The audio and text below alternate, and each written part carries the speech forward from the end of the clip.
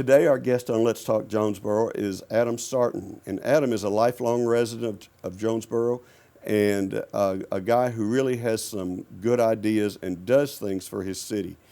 And one of his latest things he's doing is Christmas at the Park. And I think this is going to be a wonderful addition to Jonesboro's holiday tradition. Welcome, Adam. Tell us a little bit about Christmas at the Park. Thank you.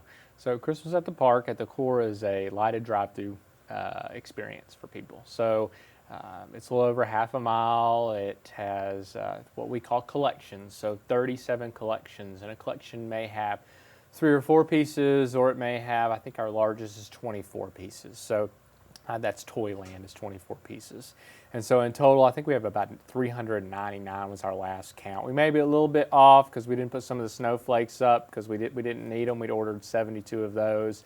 But then we had some extra pieces come in. So we're probably pretty close, but we wanted something different. And so we had to look for what made us unique. I mean, there's other fantastic drive-thrus across the region. And so what we did, a couple of things is one, our lighted drive-through tunnel. It's 300 feet, so length of a football field.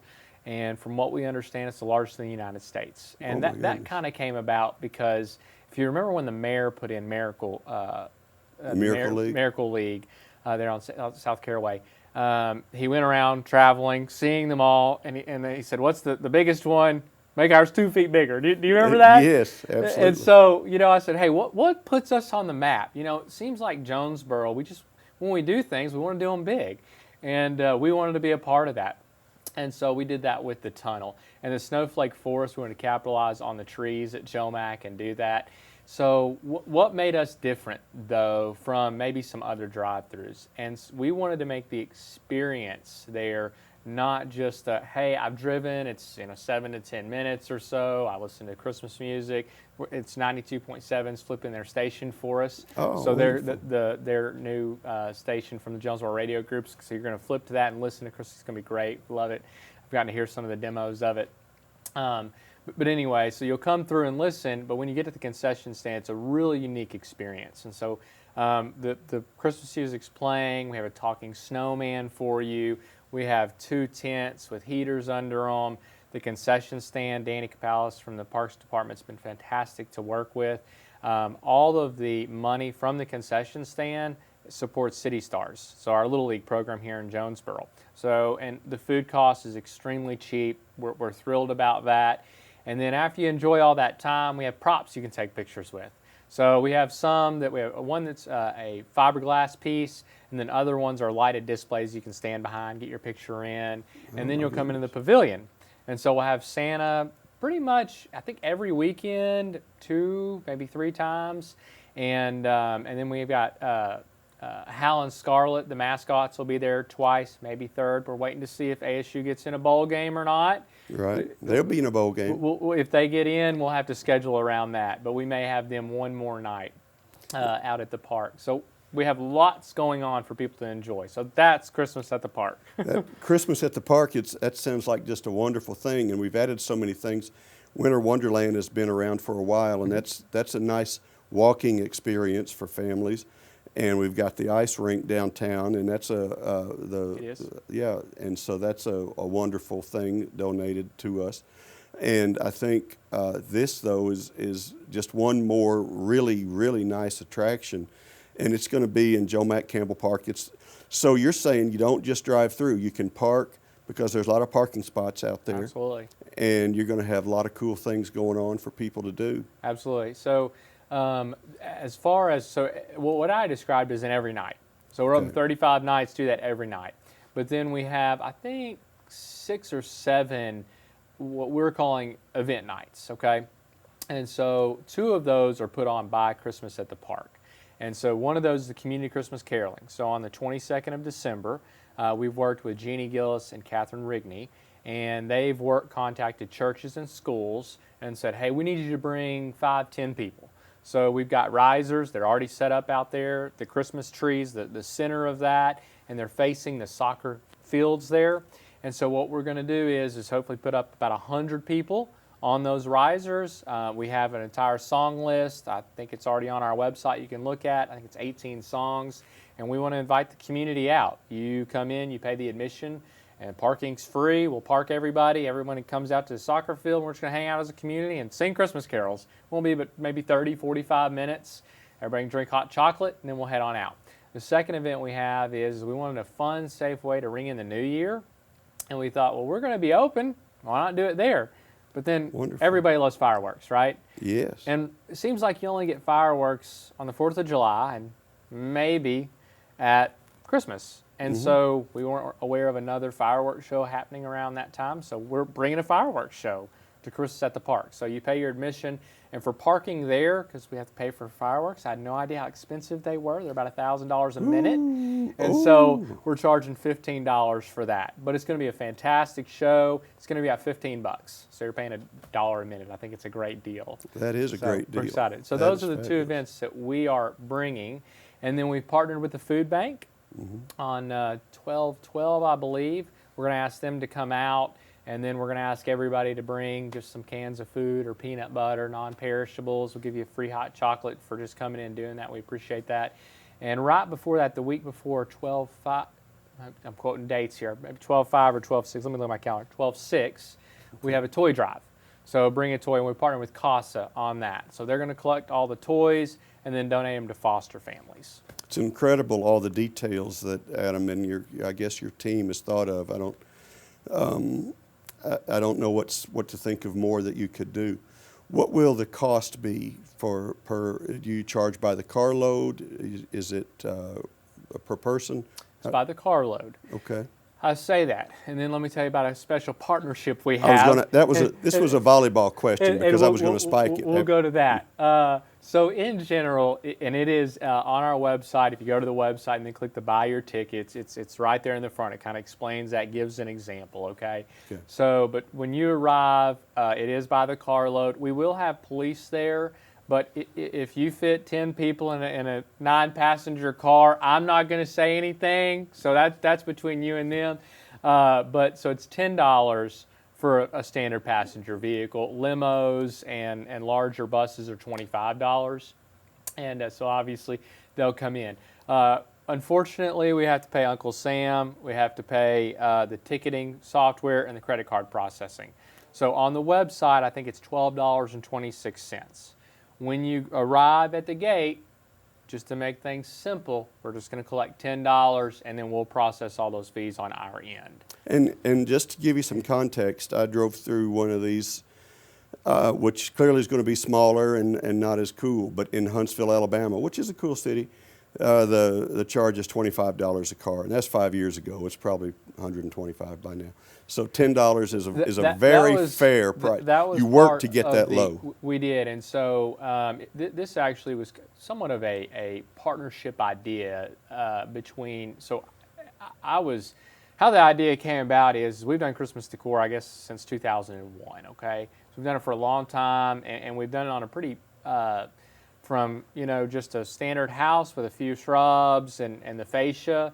All the way to we provide the decor for the city of Helena. We do a HOA in Harbortown in Memphis. Okay, you're talking about your personal business. That's correct. Yes. Okay. And so I had been at a conference for that and saw these displays come in from Greece. It was the first time I'd seen them. It was a new partnership that the franchise had, and I ordered 2 in for my house, so that our clients could see them. They're a little bit more expensive, so you sometimes you need to see something to really understand what it is. So it was a snowflake and a cross. And I was out on the lawn on a Saturday, and we had just been to a lighted drive-through. My girls had a fantastic time. I'm looking at these displays, and I'm thinking, I can do this. You can do this. Right. And so I called Danny Capalis. Danny Capalis, and so this was on a Saturday. And he answered, and I will tell you, he answers the phone every time I call. Me too. 9 o'clock at night. Danny's a good guy. It's fantastic. Yes. And we have probably talked 2 or 3 times a day over the last several weeks. But anyways, so I called him, and I'm like, hey, we should have a lighted drive-through. Why don't we have this? I said, hey, if you will lease me this land by my house, I live by some city land, and I said, give it to me for $1. I'll put some displays out. I'll power them for my house, and we'll just see what happens. He was like, actually, you need to call Lydia Parkey over at St. Bernard's, their medical group. And I'm like, Dan, do we need to start this conversation over talking about Christmas lights? He said, just call Lydia. She'd reached out to me about 18 months ago. They want to talk. So this is in December. So it hadn't been a year. So I call Lydia, and she's like, yes, Dr. Garner, he's the president of their St. Bernard's medical group. He came to me with this idea. I explored it, and it's just kind of sat on sat on the side. I said, well, let's meet. Let's talk. And so that is kind of what spurred us developing how this went. Ground Crew could not have done this by ourselves. So they decided, hey, we'll be the founding sponsors. That's how we'll work to fund this. We've got about $300 grand just in displays out there, plus all the other things that are come about with putting something like this on. So when you get out there, we want to show a whole lot of appreciation to who those people are that came alongside us and said, hey, we want to make this happen. And all the people that came about are really special. They're about the community. They're not about them. It was just a really neat, so everybody said, we wanted to do it not necessarily for free, because we think anything that has value should cost a little bit of money. But that's how we came up with $10, is we said, let's make it where this is almost affordable, should be affordable to anybody. So that's how we came about with the $10, is really that drive, pushing with St. Bernard's and us to say, hey, how cheap can we do this? Well, and just in case it's not affordable, or if you don't have a working vehicle during the holidays and you're saving for Christmas or just to get by, this is still for you, because... That's right. So what was unique about that is, I guess last Friday, speaking of people answering the phone, it's on a Friday, and we get a message on our Facebook page, and a lady says, hey, is there a way to get transportation out there? I don't have a car. And I'm like, I love a challenge. I'm like, all right, how can we fix this even if it's just one lady? Right. How can we make this work? And I had been through the Citizens Police Academy with Michael Black. If you haven't been through it, have you been through it? Of course. It's awesome. Not. I got to go through the inaugural Citizens Police Academy? Yes, and I absolutely loved it. You're a CPA. Yeah. That's I'm great. not a real CPA, I can't file taxes, but right. And I don't think you'd really want me to arrest you or anything. But anyways, no. I love learning about what our police department does. They're a phenomenal organization. They are, and you learn a lot from that. Yes, I did. So Michael Black and I, and obviously you make connections. So Michael Black and I have been through that together. He is now the Jets director. So I called him up, said, hey Michael, here's what I've got. What do you think? And he's like, I think we could do that. We already do this kind of expressway deal with ASU. And I had said, can we partner with downtown? I think that's a great corridor right there. And so he says, I think we can make that work. We've already got a stop there. And so sure enough, I got the email this morning. These are the details. These are the dates. We're going to announce those later today. And so it's, I think, $2 and something, maybe $2.50 for a round trip. To take the Jets from downtown to Christmas at the Park. It'll drive you through the lights, drop you off at the concession stand. They'll make another run. You can get back on the bus. You can stay for 30 minutes, an hour, however long you want at Christmas at the Park. And then when you get there, we're going to charge $5. Very ahead. Nice. And that's going to be for 18 and older. All the kids come for free. The kids are for free, and riding the jet bus too. Right. And it'll be as good an experience. I may do that. That sounds fun. If you haven't ridden, I can't remember. Oh, it was maybe it was Leadership Jonesboro with the chamber. That as part, they do those days. Anyways, right. One of those was we all rode the jet system, and so it's really unique. So if you haven't ridden it and you want to go eat downtown, just do that with the family. Wonderful. It'll be a good experience. Wonderful. Now, tell us the website. How do we get tickets that way? You can. So okay. Christmas at the Park, NEA.com is a website. All and right. it has lots of information. There is a calendar on all there, right. okay? So you can click that, and that's going to give you all the details of what's happening. So we hope you print it off. While you're on the website, we have coloring sheets, so you can print those off for your kids, let them color them. We have the map or for on me. there. I can do it myself. Or you. We do have a harder one it's for a stress. adults, It doesn't need to be hard. and we have a younger one for kids. So wonderful. It Now, opens this Friday. opens Friday, and it runs until January 4th. January 4th. So that's Saturday after New Year's. So you can get your last holiday experience all the way into the new year. That's right. Wonderful. Yep.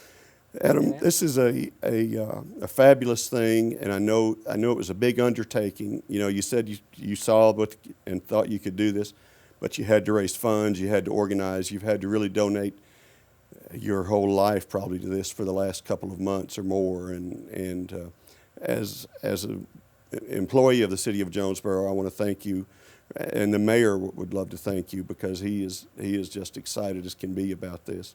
So thank you for what you do for Jonesboro, and everybody go enjoy Christmas at the park. This is going to be a great new tradition. Thank you. Appreciate you having me. All right.